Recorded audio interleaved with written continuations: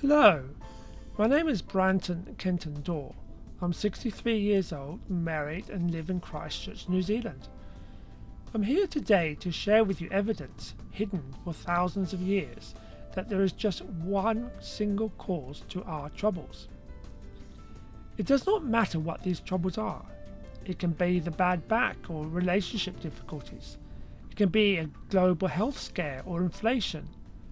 When you hear what I have to share with you, it becomes clear that the troubles in our lives have just one cause. I trust you find this knowledge a breakthrough experience. We're so used to firefighting our troubles that to realize that there's just one cause to all our troubles dramatically reorientates our life. It enables us to stop firefighting and instead focus on simply removing this single cause. Have you considered just how transformative this experience can be?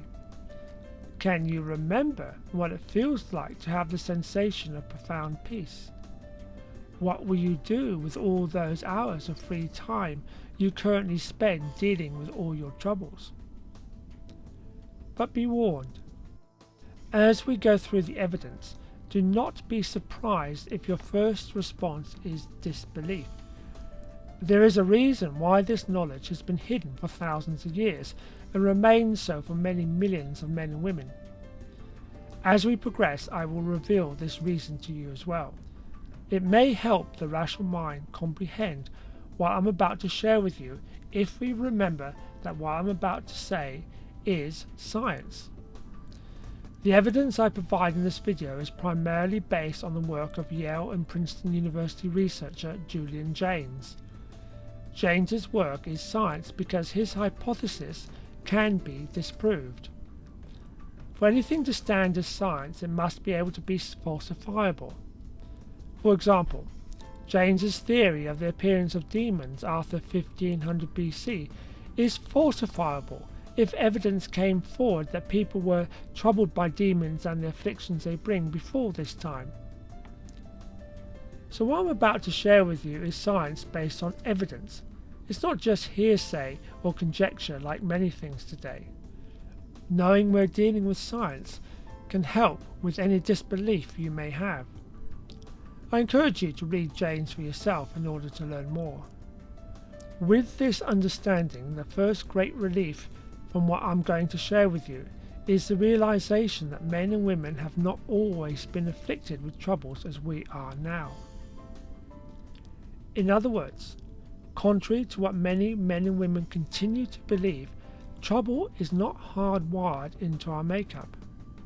Men and women are not inherently selfish or destructive, needing the restraint of laws, fines and police to keep their naturally troublesome behaviour in check. We know this because before around 1500 BC, men and women lived in general harmony with each other and the world. There was no need for police or courts or fines to coerce men and women to conform. The harmony of life was not enforced by thousands of laws. Instead, the order and coherence of society came from within. Each man and woman was directly connected to the source of all there is. Everybody was connected to source, and it was this source that ordered the general harmony and prosperity of daily life. Understand what I'm saying here.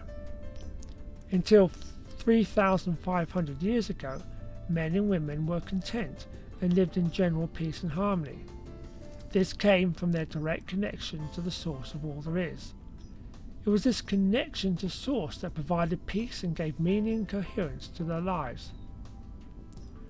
So if men and women lived in general harmony with each other before, there is no reason they cannot do so again. This appreciation opens a door for us to use the Troubles Away program to remove troubles from our life. Now we know it's possible to live without the troubles we have today. Let's dive deeper into what happened around 1500 BC and how our troubles began.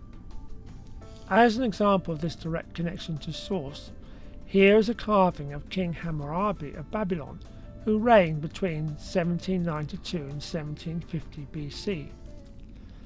In the carving, he is receiving instructions for his kingdom from his god, Marduk. Marduk is seated, holding the circle and rod, which are symbols of power. Notice how Hammurabi is standing, and the two of them are looking directly at each other. There's no kneeling or grovelling before the god. In fact, the carving is remarkably serene. King and god are intimately connected. Marduk's circle is actually touching the left elbow of Hammurabi. There is no separation between them. As corroboration to the evidence provided by James, around the world spiritual traditions speak of this time of direct connection to Source as a golden age. It was a time of innocence before all the troubles began. Richard Heinberg says in his book Memories and Visions of Paradise, quote, "Every religion begins with the recognition that human consciousness has been separated from the divine source, that a former sense of oneness has been lost. Everywhere in religion and myth there is an acknowledgement that we have departed from an original innocence." End quote. This realization that there was a time before the troubles of men and women began is important. It shows that troubles are not a necessary part of life. They're not inbuilt into who we are. And because we can date when the troubles began around 1500 BC, this helps confirm that we are dealing with a single cause of our troubles. Once we appreciate this single cause, we're well on our way to removing the troubles in our lives and indeed in the world. We can also see that the difference between us today and the men and women before 1500 BC is that before this time men and women had a direct connection to the source of all there is. It was this connection that gave peace, order and coherence to their lives.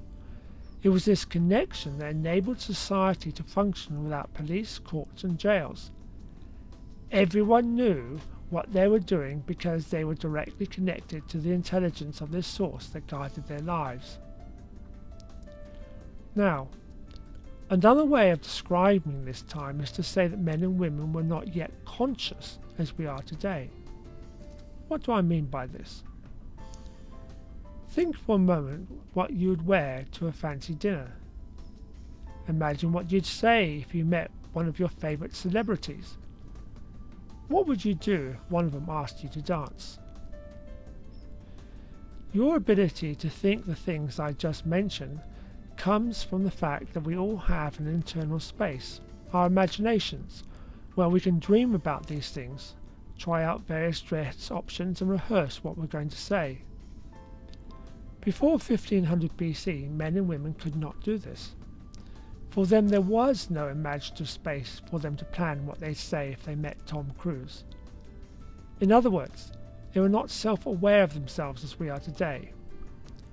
Instead, they had their direct connection to Source that provided the meaning, order and coherence to their lives. In a way, before 1500 BC, men and women were like young children. They were generally happy and content because their connection to Source told them what to do. So what happened? In a nutshell, we became conscious, and the way this awakening to consciousness took place is the single cause of our troubles today. It seems to have happened something like this. Around 1500 BC, during massive physical upheaval involving tidal waves, earthquakes and flaming meteorites, the connection to Source was broken. Suddenly, everything that gave meaning and purpose to life was gone. Imagine what a child feels like being ripped out of their mother's arms and left to fend for themselves. It was the most terrifying and bewildering experience men and women have ever faced. This severing of the connection to Source ended the golden age of innocence for men and women on Earth. Where there was previously a direct connection to Source of all there is, the imaginative space we call consciousness was born. In this imaginative space, men and women first became aware of themselves as separate from the rest of the world. It was also the start of all our troubles. Here is why. No one can withstand the devastating trauma of an event like this. Robert J. Lifton, in his book Death in Life, tells how the survivors of the Hiroshima atomic bomb experienced a psychic numbing, a shutting down often within minutes of the blast. In other words, when something this big takes place, we switch off, unable to process the enormity of the event.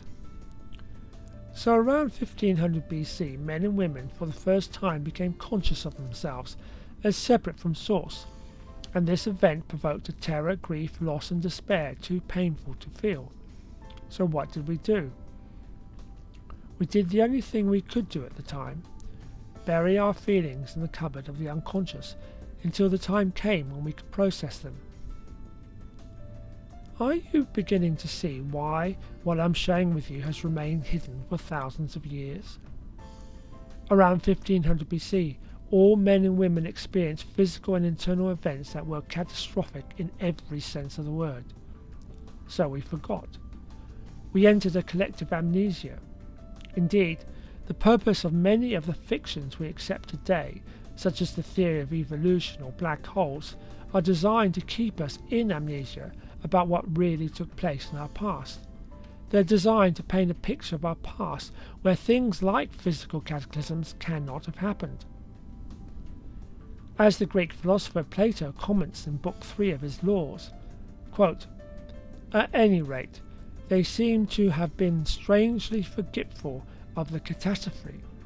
End quote. But here's the punchline. This amnesia about what really happened around 1500 BC is exactly what keeps troubles coming at us every day. You see, when you place feelings like terror, grief, loss and despair into the cupboard of the unconscious mind, they don't just disappear. In fact, just the opposite. Even though they are unconscious, we accept these feelings and beliefs as real. Consequently, they keep recreating the original trauma in our lives over and over and over again. In psychology, this reliving of the past is called repetition compulsion. We can't help but keep recreating the trauma of our past. It's a kind of time loop we can't escape from. We can't escape because the feelings and beliefs are firmly locked away in the unconscious. This means our conscious mind has little idea why troubles keep turning up. All the conscious mind can do is firefight each new trouble as it appears. Does this sound familiar? Repetition compulsion is exactly what we see happen after 1500 BC. For example, here's a picture of Tukulti near Ninurta I of Assyria, the world's first tyrant who lived between 1243 and 1207 BC. While there were wars before Tukulti, he was the first man in history to unleash a bloody reign of terror as his armies swept into adjacent lands. Here he is standing, then kneeling in front of an empty throne where once his god sat and told him what to do. Notice how different this is to the serene connection between Hammurabi and his god just a few centuries earlier. Unable to consciously come to terms with the pain of separation, Tukulti unconsciously projects his pain onto others, making them re-experience terror and loss at the hands of his armies. With Tukulti, do you feel you're in a familiar world? Between 1960 and 1962, an estimated 30 million Chinese died of starvation as the direct result of the policies of their leader Mao Zedong. Do we see with Mao the same process of transference first witnessed in Tukulti? How many times since Tukulti have millions of men and women been afflicted by troubles caused by others in this way? Why does this continue to happen? The words from an inscription dating from the same period give some idea of the world men and women along with Tukulti lived in after 1500 BC. Quote, "My God has forsaken me and disappeared. My goddess has failed me and keeps at a distance. The good angel who walked beside me has departed." End quote. How familiar this sense of alienation is to us today. As I mentioned, Evidence for this shift of consciousness comes from a book by Yale and Princeton University researcher Julian Jaynes with the extraordinary title The Origin of Consciousness in the Breakdown of the Bicameral Mind. We are so used to living in a world like that of Tukulti that it's hard for us to imagine what it was like before around 1500 BC, when men and women had a direct connection to their God. However, there is no mistaking the change of state described by Julian Jaynes as the cause of our troubles. Let me give a little more detail from his book. For example, before 1500 BC there is no record of angels. Angels only become necessary when the gods disappear. It was assumed the gods had retreated into the sky. This meant angels had to have wings in order to act as emissaries between men, women and the now vanished gods. Yet, it was not just angels that first made their appearance after 1500 BC. Suddenly there were winged creatures of a very different kind. The library of Ashurbanipal near Nineveh has literally thousands of clay tablets inscribed with exorcisms to remove demons that now afflict men and women at every turn. Before 1500 BC, no record exists of demons and the troubles they bring. Before men and women became conscious, the vast majority of clay tablets are very matter-of-fact inventories of goods. With no internal imaginative space, men and women before 1500 BC were very literal and dealt with what was before their eyes. It was only after 1500 BC the air in Mesopotamia became, as Jaynes puts it, black with demons as a piece of rotting meat with flies. As you might expect, Jaynes also notes that it was only after 1500 BC that we see the appearance of prayer. Before 1500 BC, what need was there of prayer when your God spoke directly to you? It was only after 1500 BC that the major themes of religions appear as men and women get down on their knees and pray for relief from the troubles that fill their lives. Do you see how we've tracked down the single cause of our troubles? Before 1500 BC, men and women lived with a direct connection to Source. When the connection was broken and the gods could no longer be heard, our troubles began in the behaviour of tyrants like Tukulti and the swarms of demons bringing their pain into everyday life. How familiar we are with the world that Jaynes describes as having emerged after 1500 BC. Through this short presentation, you now know we're not born to troubles. This means you now know it's possible for your troubles and those of the world to come to an end. You also know why this knowledge I've just shared with you has remained hidden for all these years. Men and women have just not been ready to take a peek in the cupboard of the unconscious for fear of what they may find. Amnesia still keeps them asleep. On this last point, I want to assure you that if you decide to take the Troubles Away program, you're going to be very surprised at what you find in the cupboard. This is one reason why Troubles Away is playful and contains lots of games. Within the first few days, you'll discover you don't have to arm yourself with a flamethrower or sword to open the cupboard door. In fact, quite the opposite. But I don't want to say any more in case I spoil the experience for you. So I will end here by sharing what I came to appreciate as I designed Troubles Away. It is this: our troubles arise when we believe in something that is not true. If you choose to do the program, I think you will quickly see what I mean. Enjoy!